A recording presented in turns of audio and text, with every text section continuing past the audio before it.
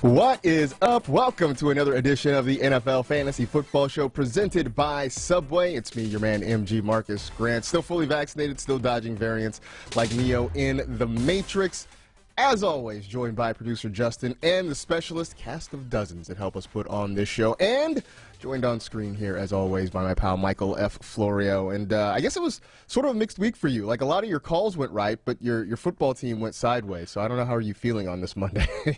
For fantasy purposes, I'm feeling really good. It was a fun week, one of the more fun weeks I've had this season. But yeah, man, the Bills just can't seem to get out of their way. I still believe in them, but man, I thought they were going to be a powerhouse this year, and they've been anything but. Well, now they wake up on Monday morning and they're staring up at the Patriots. It's like Groundhog Day again, right? I hate this so much. I would rather it be the Jets or the Dolphins or any team ahead of the Bills. It's the Patriots. This feels like the last 2 decades of my life. I mean, really, it never seems to end. It's like the Patriots took a sabbatical and now they're back again. If it makes you feel any better, I think most of the football watching nation sort of feels like the Bills too. Like, really? We're doing this again? Ugh, whatever. Big show for you, as we always have on this Monday. A few of the things we will touch on. Is Justin Jefferson a first-round pick in your 2022 drafts?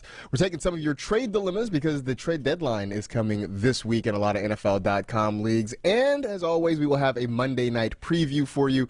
Tonight it is the Giants heading down to Tampa to take on the Buccaneers. But let's get started, as we always do, with some fantasy headlines. And we'll start with the Chicago quarterbacking situation. Justin Fields left Sunday's game against the Ravens with a rib injury. Now, right now, they are saying it looks like bruised ribs. I don't believe there's anything broken. At least those are the early reports. But there are some questions as to whether he is going to be good to go for the Bears game on Thursday against the Detroit Lions. That's on Thanksgiving. So if it is indeed Andy Dalton going against the Lions, I mean, Florio, on paper, it is a very good matchup. Would you dare start Andy Dalton, or at least put him in a DFS lineup? I think he could be used in a DFS lineup, especially if you're playing like a showdown or something like that on Thanksgiving. I think in seasonal leagues, 2 quarterback formats for sure, you could get him in there. In 1 quarterback leagues, I would only do it if you're desperate. Like, maybe your waiver wire is really thin and you need a Kyler or a Patrick Mahomes replacement. Maybe you've been riding with Justin Fields. I don't know. If you're going a little bit deeper, sure. But in a traditional like 10 or 12 team league, I would stay far away from him in a 1 quarterback format. All right, so you mentioned the bye week, so with Kyler Murray out and Patrick Mahomes out this week. Let's just hypothetical, right? Let's say you've been rolling with Russell Wilson, who has not been good the last couple of weeks. I know he's a Monday night game. Would you pivot to Andy Dalton over Russ? I can't, only because Russ has a really good matchup in his own right, too, against Washington. So I still think Russ, I'm hoping maybe this, extra day he gets helps his finger a little bit. I don't know. Seattle just looks off right now, but I would still play Russ over Dalton.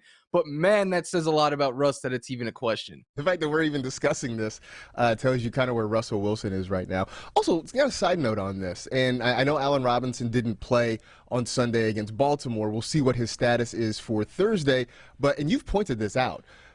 A-Rob's best games this year have come with Andy Dalton at quarterback. So if he is healthy and ready to go, does that give you a little renewed faith? Like, I'm not expecting him to suddenly be the Allen Robinson of past years, but would you maybe put him in a flex spot if he can go this week?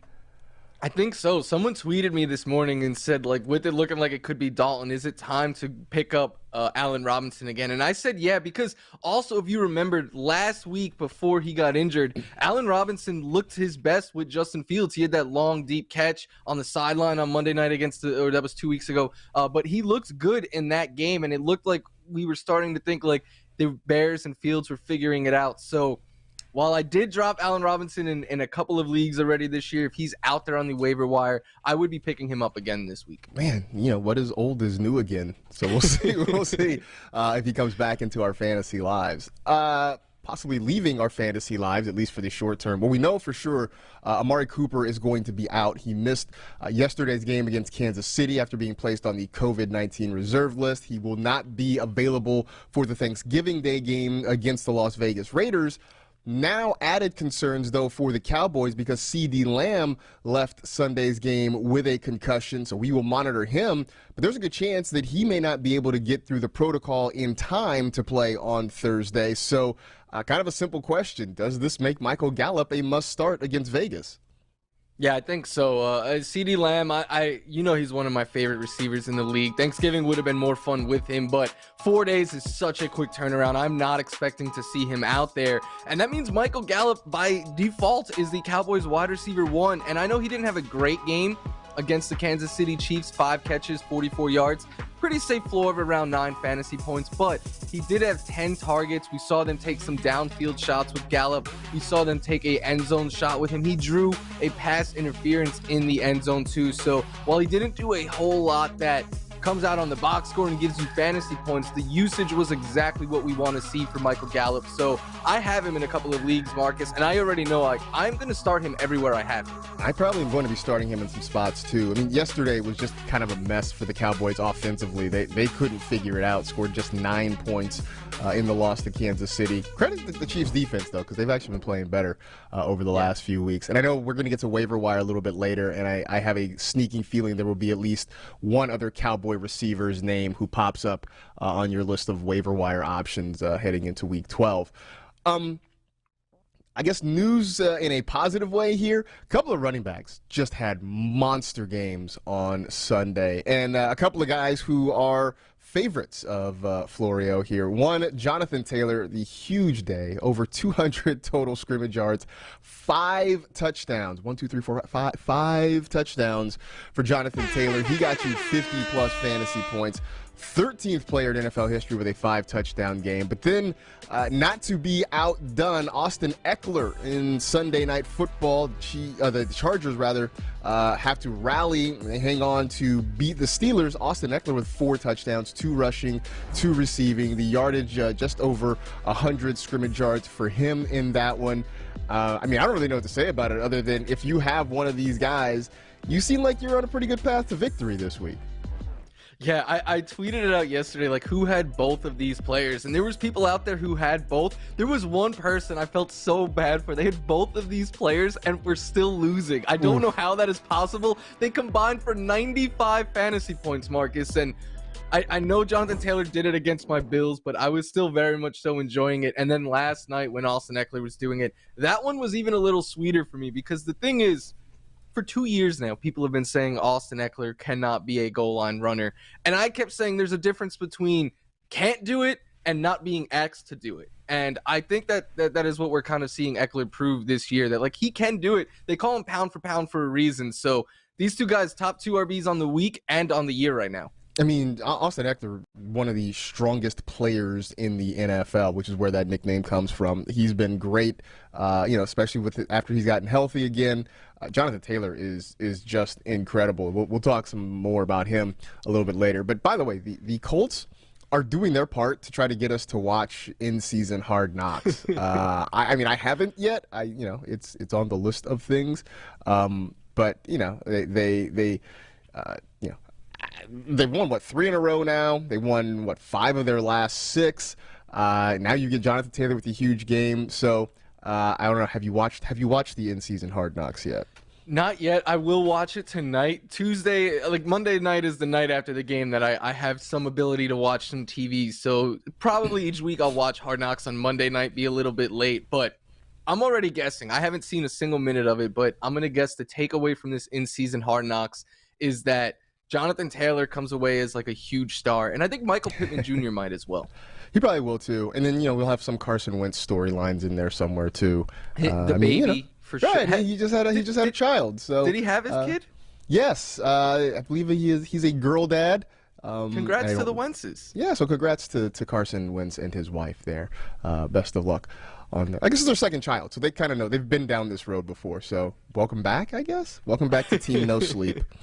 Enjoy it. All right, time for things we learned, or we talk about some of the things we took away from what we saw during the week. For you, what is top of mind right now? I think Brandon Ayuk is back, Marcus. And I know Brandon Ayuk is someone that you loved coming into the year. And early on, I mean, we were baffled. We were like, this makes no sense. We saw this guy play as a wide receiver 1 last year. Why are they getting away from him? Well, the last month, they really haven't. 7 or more targets in 3 of the last 4 games. Yesterday, he led them in targets, catches, receiving yards. He scored a receiving touchdown. He now has double-digit fantasy points in 3 of the last 4 games and over 18 in 2 of his last 3. So while I know it was a little rocky early on, Brandon Ayuk, and he is still out there in a good amount of NFL.com leagues. Grab him if he is still out there, because I think he could have a big second half of his season like last year, especially since they're using Deebo Samuel more and more as a running back, leading to more routes or more plays where Ayuk is the default wide receiver 1. Yeah, I mean, I don't know if it's that he finally worked his way out of the doghouse. I don't know if it's that the Niners just needed to find other options to throw the football to. Whatever it is, he's back. And you talk about him being available. I think it's because he was so bad for so much of the season that a lot of people gave up on him. And as teams have fallen out of contention in fantasy, the rush to add him off the waiver wire has lessened. But he's out there, and he is playing some really good football. I'm going to go the other way, and I'm going to go back to Thursday night, but it's over for Mike Davis. I mean, that's it. This was the week that I wanted to see something. And I didn't even need Mike Davis to have a huge game. I just wanted him to show signs of life. Cordero Patterson was out. It looked like he had the opportunity to be the number 1 running back, and that was not the case. In fact, not only was he not the number 1 running back, I'm not even sure he was their number 2 running back in Atlanta. I mean, he had fewer carries than Quadri Allison. He had fewer rushing yards than Keith Smith. He had fewer rushing yards than Keith Smith. Keith Smith had 8 rushing yards. Mike Davis had 3 carries for 1 yard. He had 4 targets. He had caught 3 of them for 20 yards, but it's officially done now for him. There is no reason to hold on to him on your rosters. If in what was a tailor-made situation for him to get a lot of work, he still was struggling to get any opportunities. I don't think there's any justification. I don't care how many teams your league is. There's just no reason to have Mike Davis at this point. It's done. It's a wrap. Yeah. We heard 2 weeks ago that they were using Wayne Gallman because it was a blowout and they wanted to save Mike Davis for the short week, only for them to call up Quadri Allison off the practice squad and use him. It is time to pour one out for Mike Davis, figuratively, because I don't want to actually wet all my laptop. But. Smart. So, yeah, that, it's been frustrating for him. It's been frustrating for us, and now I think it's time for us to safely say goodbye. Speaking of saying goodbye, we're going to do that at least temporarily. Time for a break. Coming up, is the race to be the top overall pick in 2022 already over? We'll discuss that next on the NFL Fantasy Football Show.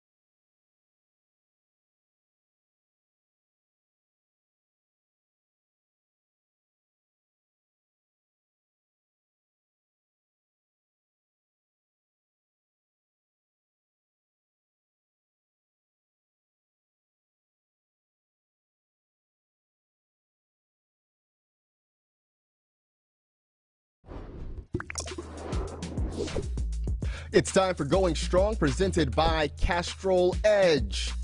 Taking a look at some of the top performers for Week 11. Obviously, still one more game to go, but Jalen Hurts, your QB3 with 30.78 fantasy points. Cam Newton made his return to Bank of America Stadium down in Charlotte, put up 26 points. That was good for QB4. Jonathan Taylor, we talked about his huge day, 53.4 points. He was the RB1. RB2, Austin Eckler with 41.5. Devontae Freeman, a top 10 running back with 20 points. Justin Jefferson, your top scoring wide receiver at 37.2. Elijah Moore, your wide receiver 3 with just under 30 points. Darnell Mooney, your wide receiver 4 at 23.1. We talk about Brandon Ayuk. He got 21.5 points. That was good for wide receiver 8. And Zach Ertz, your tight end 1, just nearly 29 fantasy points for him. But let's talk about Jonathan Taylor a little bit more, because why wouldn't we after what he did on Sunday? Right now, he is your top scoring running back, in part because Derrick Henry, unfortunately, is out for the rest of the year. But let's spin this ahead to 2022. Has he locked up being the #1 overall pick for next season? I think he's done as much as you can to lock it up without. I don't know if anyone right now could lock it up, because people are always going to have, different opinions, but for me at least, he has. He's young. He's shown us that he is awesome. He's getting better as a pass catcher. He's got a great O-line around him, other young playmakers in this offense. So I don't see what the negative is for Jonathan Taylor right now, where I can see the negative for other pieces, but I do think you'll hear a case for Derrick Henry. I think you'll hear a case for Christian McCaffrey, who I still might make the case is maybe not the RB1, but the safest bet to get 25 fantasy points every week. So I think there'll be cases to be made for other running backs, but for me, he has locked up the RB1 spot heading into next season. Yeah, I think the only other player that I can make a legitimate case for right now is probably Derrick Henry. I think as much as I think Christian McCaffrey is such a solid option, the last 2 seasons with these lingering, nagging injuries has me a little bit nervous. Same could be said for Saquon Barkley. Dalvin Cook has been hurt at times this year, has sort of underperformed. So for me, it's right now a race between Jonathan Taylor and Derrick Henry. The good news is we're gonna argue about this all off season long. So if you're sick of this argument already, good luck to you, because it's not going anywhere anytime soon. Plus, look, we still have a few more weeks too, right? Jonathan Taylor still has some more time to kind of put his stamp on this thing, and we'll see how it ends up when the season is all said and done. Justin Jefferson, another big game for him, continuing to have what is a very great season. He right now is your wide receiver 5. But with what he is doing and how great he has been consistently, are we going to be talking about him as a first-round pick next year? I don't think so. I think he'll be an early second-round pick, because the first round is just littered with so many running backs. Are we going to see multiple receivers? And even if we do, I think Cooper Kupp, and I'll even I think Tyreek Hill, they deserve to be the top 2 wide receivers. They're the top 2 on the year. They've been pretty consistent in their careers, so especially Tyreek Hill. So I think people will take him over. And then the other 2 receivers ahead of Jefferson are Deebo Samuel, who I'm not convinced people are going to take over Jefferson next year, and Devontae Adams, who has a lot up in the air. He could go to a different team. Who is going to be his quarterback? So that'll determine that. He could still go over Jefferson. But then after, those 3 receivers, I think Jefferson and Jamar Chase are in the discussion to be the next 2 off the board, but I don't think we see 3 or 4 receivers go in the first round. So that's the only reason why I think he's an early second-round pick. I think you're right. I do see a situation where you have people sort of at the turn, right? If you're 11 or 12, maybe you try to shoehorn Jefferson in there. But I think consensus will probably put him in the second round. I think you're right about Devontae Adams. We just don't know what his situation is going to be. Where will Aaron Rodgers be? Where will Devontae be? Who's he catching passes from? That's going to impact where he gets drafted. And as much as we've all enjoyed watching Deebo Samuel, this does feel a little bit like an anomaly. He's been amazing this year. It seems like it's going to be hard to duplicate, and so I think that's going to keep him out of the first round. Side note, will we see any tight ends in the first round? Travis Kelce's been okay, but he hasn't been spectacular. Do all the tight ends fall out of the first round after this year? I think the only one that has an argument to be in the first round is Travis Kelce, because this is, even in a down year, this is going to be his 6th straight season as the tight end 1. He's still going to have Patrick Mahomes there, but he's getting up there in age a little bit. I don't think he gets in the first round, but I think Kyle Pitts is going to go very, very high next year. Kyle Pitts is going to go very, very high this year. It's interesting too, because, and I know we didn't plan on having a tight end conversation, but here we are. Kyle Pitts right now is your tight end 8. He's been good. I don't know what to make of him. Like, he's having a good season. He just has the 1 touchdown, but 635 receiving yards. I mean, he's on pace to get over 1,000 yards this year. I think he's been good. I think he's about what I anticipated for him, but I do think he gets drafted very high next year. That's all that's really all I have to say about it. He hasn't lived up to the year 1 expectations, but he has, in my opinion, at least shown us enough. And especially in the highs, like some of the plays he makes, some of the big games he's had, that I know people are just they're gonna get sucked in again. I'm gonna be one of them, Marcus. I guarantee it. I mean, look, I came in saying he was gonna be the tight end 8. That's where he is right now. I didn't expect some of the names currently ahead of him to be ahead of him. Like, I didn't think Hunter Henry or Mike Gesicki would necessarily be, or Zach Ertz would necessarily be there. But the end result right now is about what I expected, even if the process to get there hasn't been what I thought it would be. All right, over now to I'm Salty, where we talk about the guys who sort of broke our hearts in Week 11. And there's a definite theme with I'm Salty this week. We seem to be drawing or sending our ire toward one particular team. So who are you displeased with right now? The combination that is Ryan Tannehill and A.J. Brown. I had them as my favorite stack of the week. I was building DFS lineups around these two. And then Ryan Tannehill gave me single-digit fantasy points, his worst game of the year against the Houston Texans.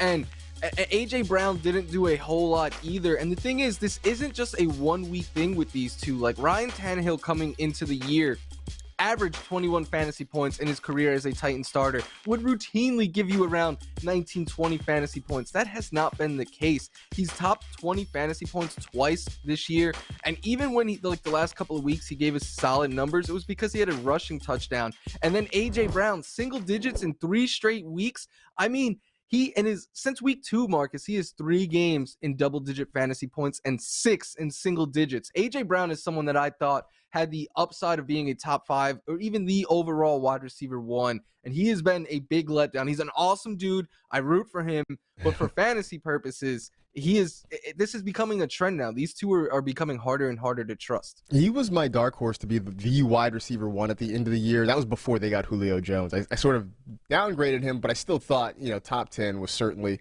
in the cards for him, and it hasn't really been close.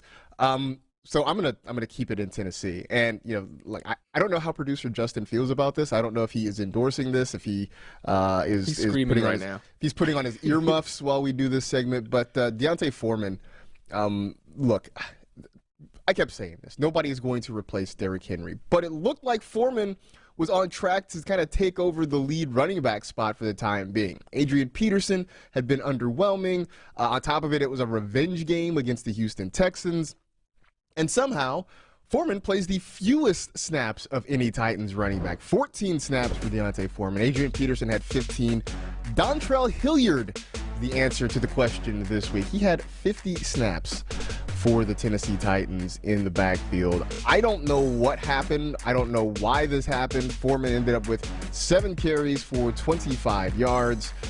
He did have 1 target. He caught that for 15 yards. So he gave you 40 yards of offense.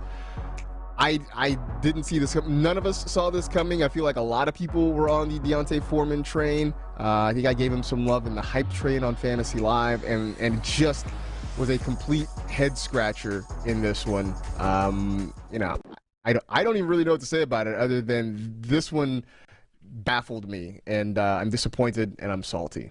That's all I got. Yeah, I mean, Foreman, Peterson, all of these Titans running backs, it's like, how can you trust any of them? And I know this is game script dependent. They were trailing. That's why they had to throw the ball so much, and that's why we saw Hilliard used. But is he now the running back to roster there? Is McNichols going to play that role when he comes back? To me, this is it's a fantasy mess right now. Yeah, it's starting to become an offense it's hard to figure out right now, and that's the last place we want to be, especially when you're starting to gear up for your fantasy playoff run. So hopefully we get some more clarity. Do you think Derrick Henry's MVP chances are increasing with each game that he misses? Might be, right? As the Titans kind of struggle to figure out offense a little bit, and Derrick Henry sitting on the side, trying to get healthy, maybe. And, for the Titans' sake, obviously they still have a shot at the playoffs, and there's a chance that Henry could come back. So for at least their postseason hopes, there's still something to kind of look forward to. For us in fantasy, though, it's kind of a wash at this point. All right, time for another break, but up next, fantasy trade deadline is approaching. We've got some names to target, and we're answering some of your trade questions. That's next on the NFL Fantasy Football Show.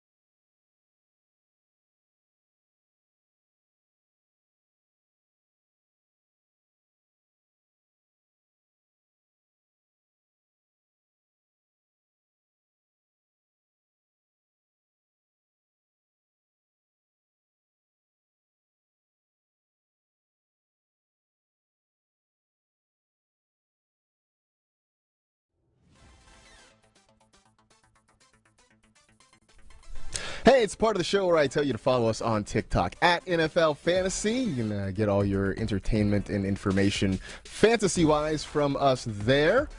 It's a good time. It's a time suck. That's what social media is. But if you're gonna do it, come hang out with us. You can also hang out with me at Marcus Grant on TikTok.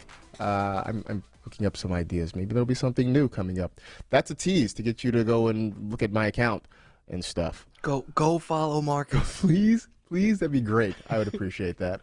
All right, that's enough TikTok talk.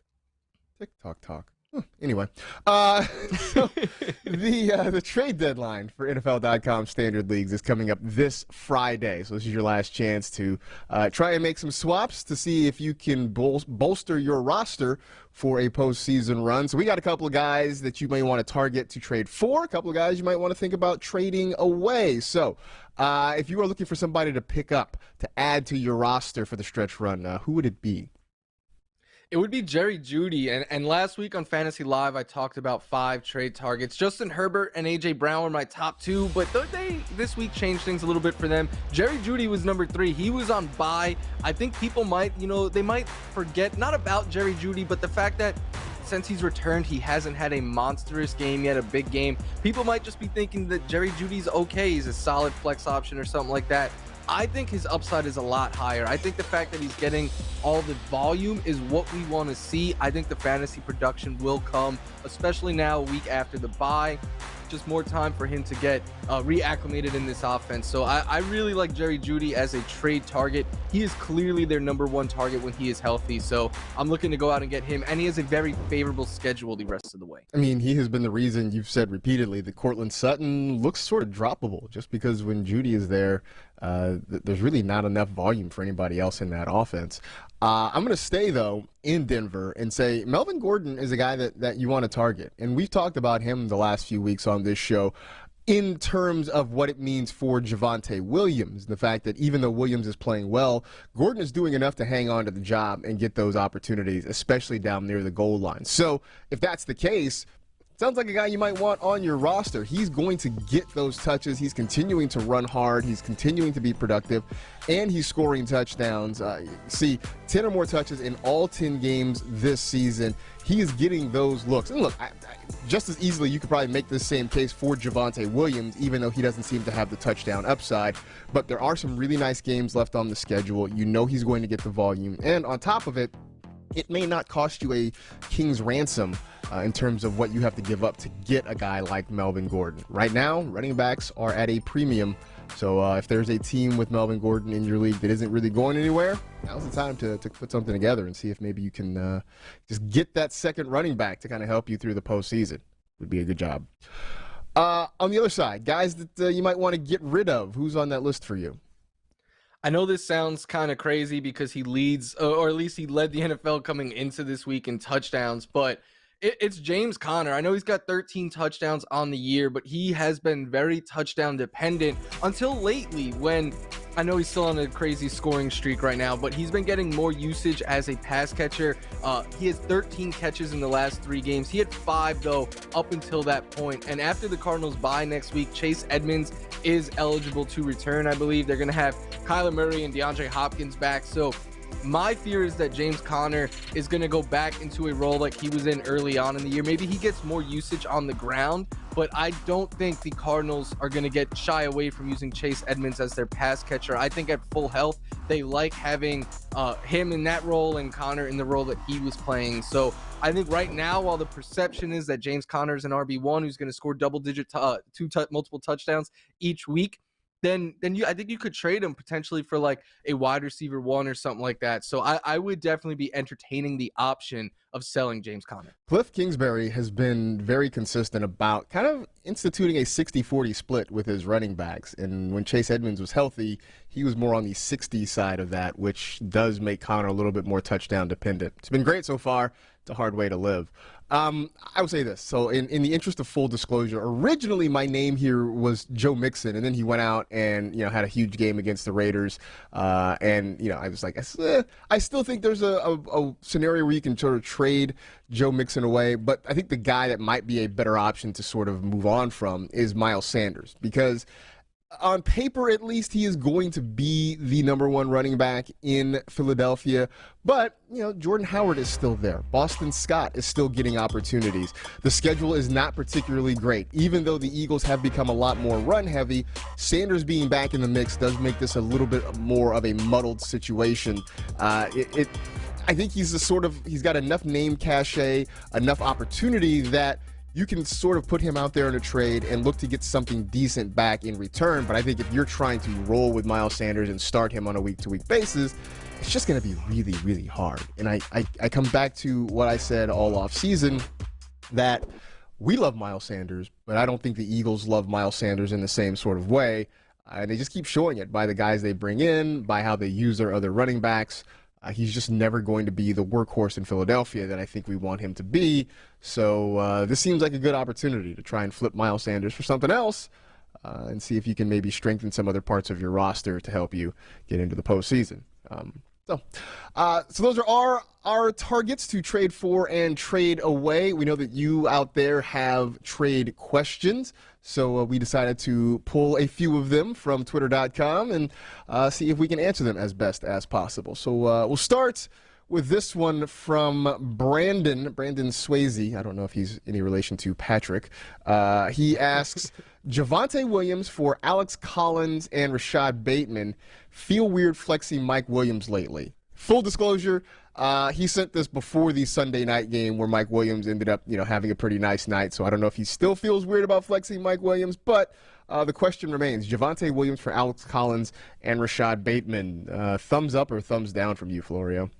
I would give this a thumbs down. I like Rashad Bateman, but to me, I feel like if you have to decide each week between him and Mike Williams, that's going to be a headache. And I feel like Alex Collins is a big downgrade to Javonte Williams. I just really don't like Alex Collins as a fantasy piece. Whereas, as much as I agree with you, Marcus, I like Melvin Gordon a lot. I think there's still a little bit of upside there with Javonte, that maybe they get him a little bit more usage after the bye or something like that. And he's played well. Like, God forbid Melvin Gordon got hurt.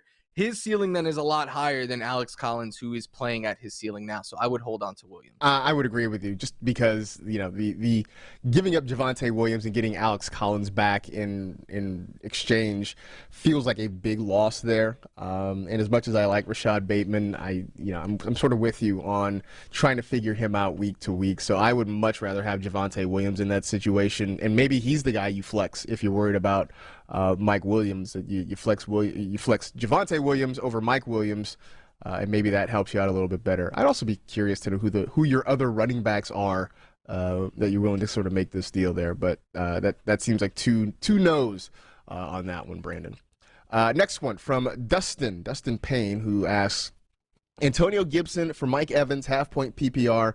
Don't know if I should let Gibson go. Have CMC and J-Rob. Wide receivers are Justin Jefferson and A.J. Brown with Cooks on the bench. I mean, my immediate response is I would hold on to Gibson just because you already seem pretty kind of loaded at wide receiver. Yeah, that is on its head, I was like, yeah, I think Gibson for Mike Evans is a good trade. But then I realized, you have three good receivers, and then if you give up Gibson, what is your RB depth looking like? And I like having at least a solid RB that I know, hey, especially with Christian McCaffrey and James Robinson as my starters, those two have been banged up as of late. So is Gibson. So I feel like you need the RB depth there. I would completely agree. So I would hold on. So far, that's two no's on these trade options. All right, third question comes from Jack. Should I offer James Conner for DJ Moore or Terry McLaurin, or hold James Conner? Well, you sort of answered that, right? You just said James Conner seems like a trade away option. So I guess the only other question is, do you want DJ Moore or Terry McLaurin? I want Terry McLaurin. He is my guy. He showed us yesterday the upside that he has. I would even say before accepting this trade, I might even shop Connor a little bit longer to see if I can get maybe an even better receiver. But if I have to choose between these two, it's Terry McLaurin for me. That's an easy call for me too. I would definitely go McLaurin. And a lot of the reasons that we talked about with James Conner, with Chase Edmonds coming back, with Nuke Hopkins and Kyler Murray coming back, that seems to lessen his opportunity. So this feels like a sell high sort of opportunity with Conner, and if McLaurin is one of the names on the table, that's the one I'm taking there. All right, last one here. This one from, who are you fooling? Yes, A.J. Dillon for Terry McLaurin, or A.J. Dillon for J.D. McKissick and Elijah Moore. This is interesting. This is a good question. As much as I like Elijah Moore here, I'm going to do it for Terry McLaurin. And A.J. Dillon is a really good running back, but I am anticipating that we get Aaron Jones back after this week when the Packers, they play this week, then they have a bye. So I think we're going to see after that bye, we're going to see a lot of Aaron Jones again in our lives. So because of that, I would take the potential wide receiver one in Terry McLaurin. I think that's probably the move there. I know Elijah Moore has been hot the last couple of weeks, and there's probably a lot more opportunity for him there. But if you're asking me to choose between the Washington offense and the Jets offense, I'm going to take Washington. And as much as I liked J.D. McKissick, it seems like Antonio Gibson is starting to get some more touches and some more opportunities there. So maybe his value is starting to shrink as well. Whereas we know Terry McLaurin is going to continue to eat because they still need a second pass catcher. They just don't have one. It's become a lost season for Curtis Samuel, so they need somebody to throw the football to, and that's who it is. I dream of the day, Marcus, where Terry McLaurin gets consistent quarterback play. That's all I want for him. I saw Mina Kimes tweeted about Terry McLaurin and how she wished he could get a legitimate quarterback, and the only thought that ran through my head is, will he be Allen Robinson 2.0?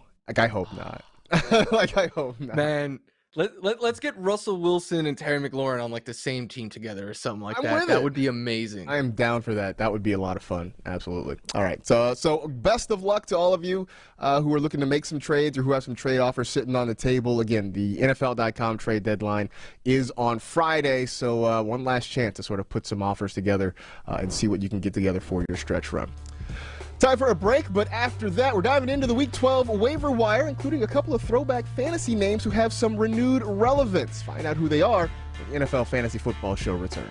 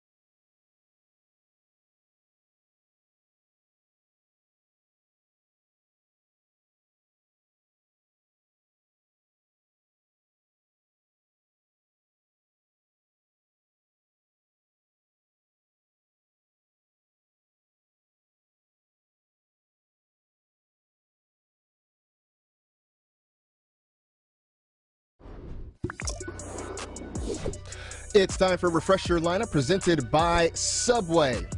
Let's take a look at Michael F. Florio's Week 12 waiver wire targets. Take us through your list for the week.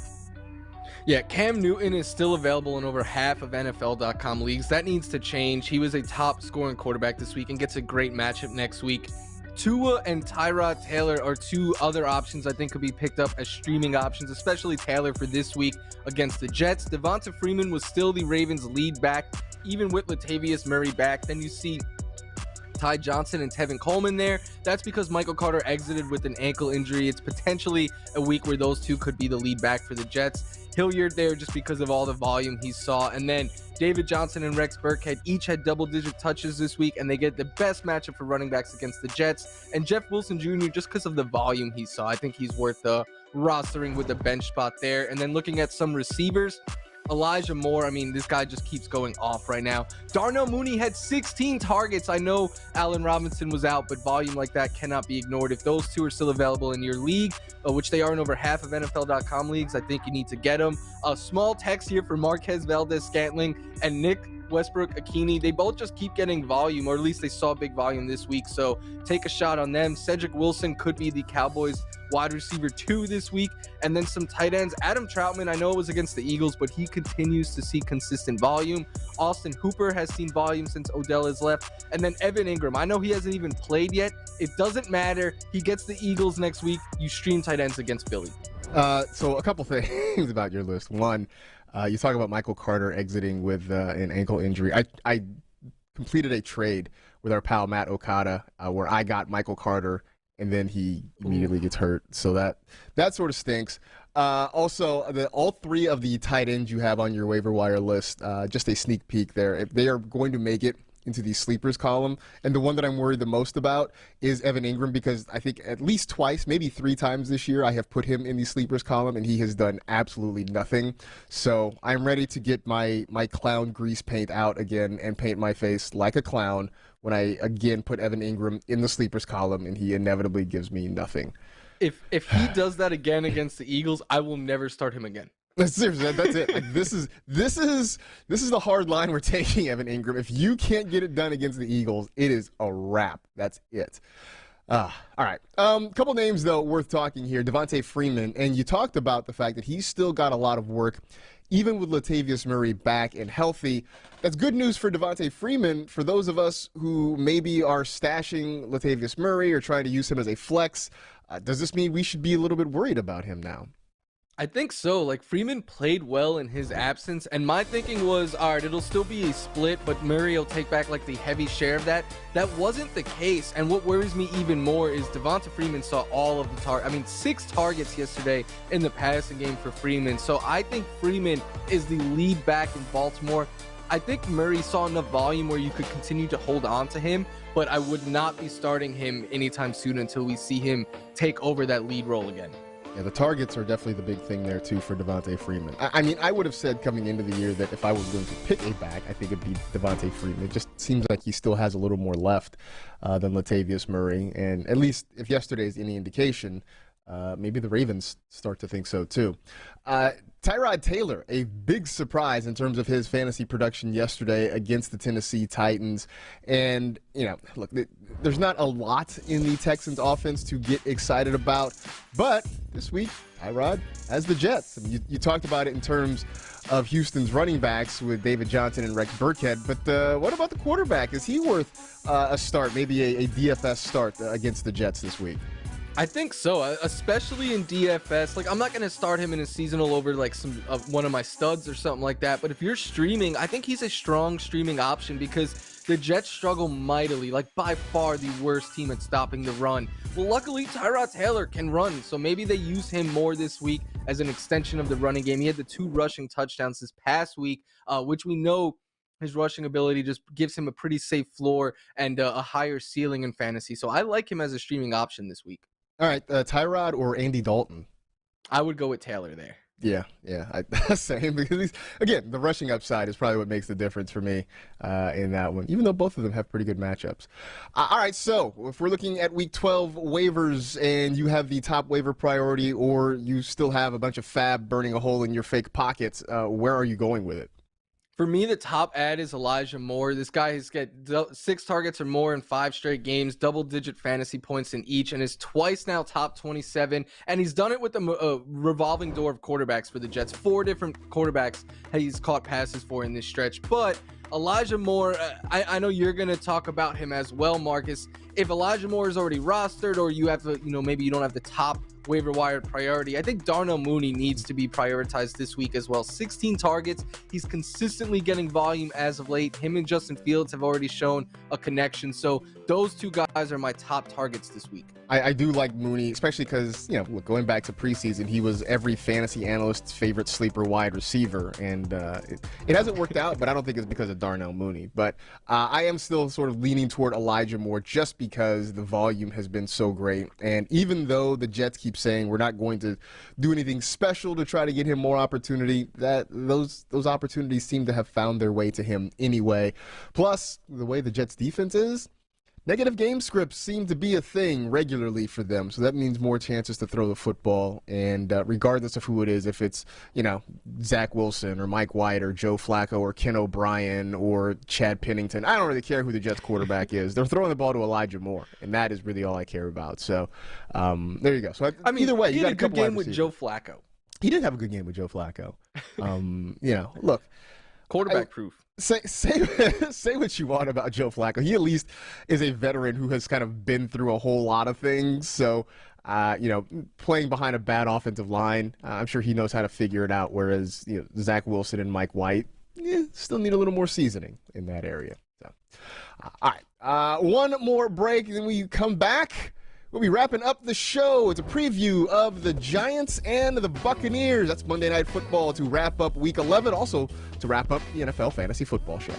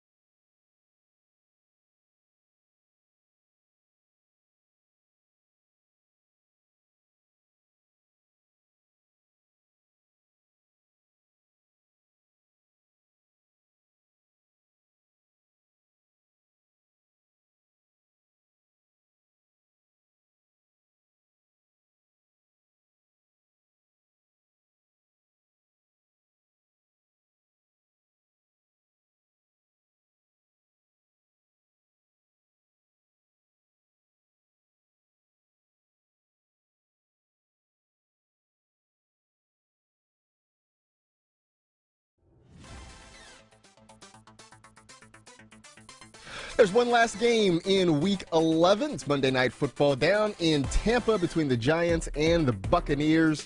So, simple question. Saquon Barkley expected to be back on the field tonight for the G-Men. Over under 15 points for him. Which way are you going?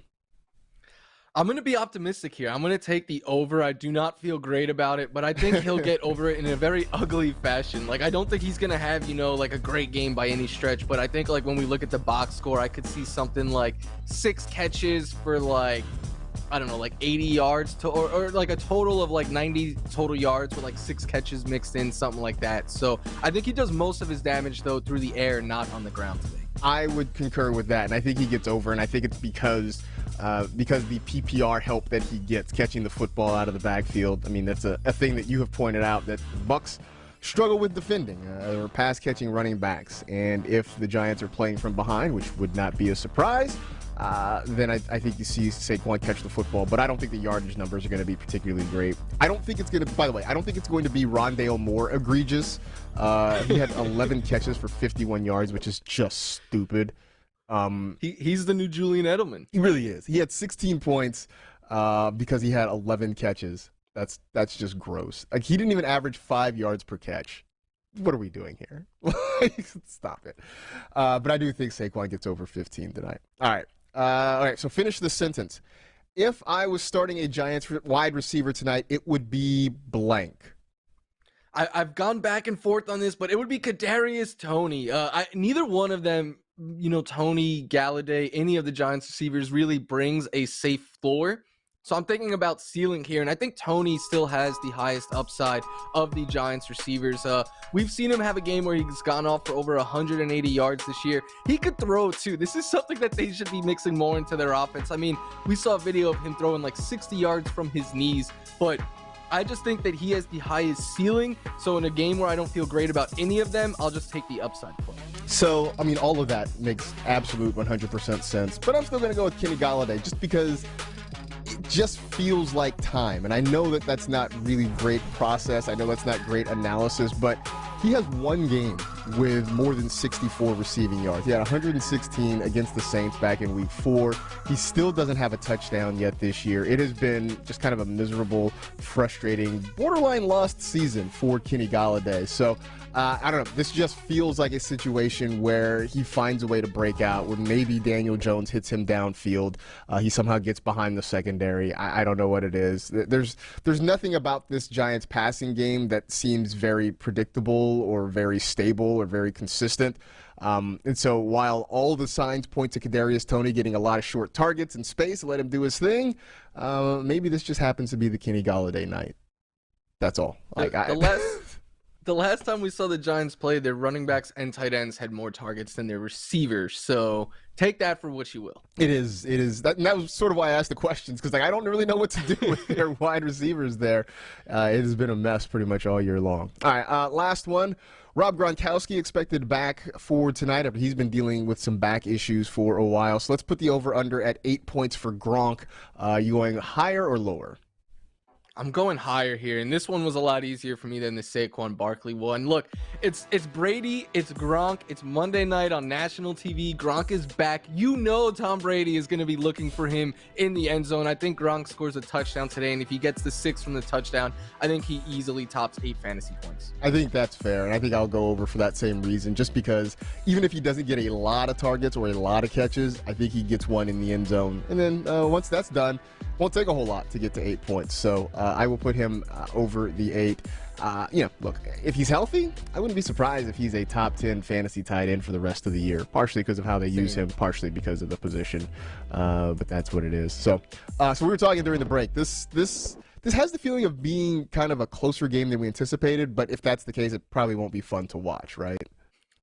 No, and I think we're going to get a lot of like Brady versus the Giant narratives, even though everyone who was on that Super Bowl team that beat Tom Brady both times is long retired and all the coaches are gone and everything. But we're still going to get that narrative that the Giants have beat him twice in the Super Bowl and all that. You know, it'd be great for the Manning cast if they pulled out like David Tyree and Plaxico Burress and like all these guys and just sit and reminisce about when they beat the Patriots in the Super Bowl. I actually might watch the Manning cast if something like that were going to happen. That would make it fun. Right? I'd totally watch that. Absolutely. So in the meantime, for us, that is it.